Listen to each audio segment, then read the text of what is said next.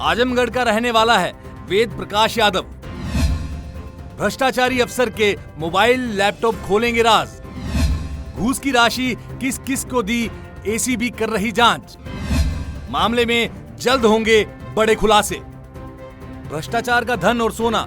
जयपुर में सरकारी ऑफिस योजना भवन के बेसमेंट की अलमारी में रखने वाले निलंबित DoIT joint director Ved Prakash Yadav की चल अचल संपत्ति अब खुलती जा रही है।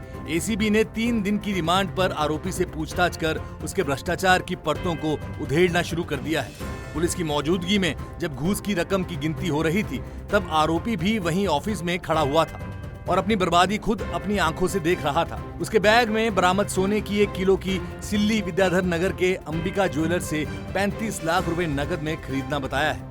एसीबी इस मामले में भी पड़ताल कर रही है, क्योंकि बिना टैक्स चुकाए सोना खरीदा गया है तो आयकर और सेल्स टैक्स डिपार्टमेंट को भी इसकी सूचना दी जाएगी। डीओआईटी ऐसा विभाग माना जाता है जिसकी ऑडिट सार्वजनिक नहीं होती।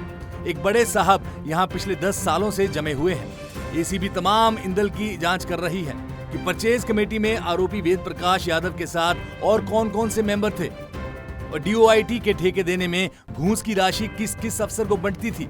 सरकार की उपलब्धियों के लिए लगने वाले एलईडी वॉल और ई मित्र मशीनों के ठेके में रिश्वत लेने की बात सामने आ चुकी है। गिरफ्तार वेद प्रकाश यादव ने योजना भवन के बेसमेंट में डीओआईटी की गैलरी में रखी अलमारी को लॉकर बना रखा था।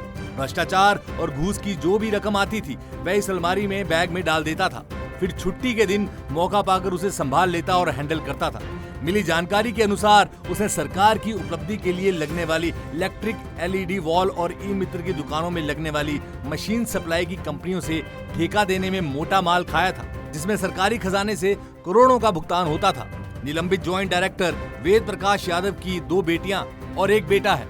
आरोपी की गिरफ्तारी के बाद एसीबी ने पुलिस से मिली रिपोर्ट के आधार पर योजना भवन से नक्शा मौका तैयार किया है। एसीबी ये भी जांच कर रही है कि कंपनी और ठेकेदार ने ज्वाइंट डायरेक्टर के अलावा किस किस ऑफिसर को रिश्वत दी है।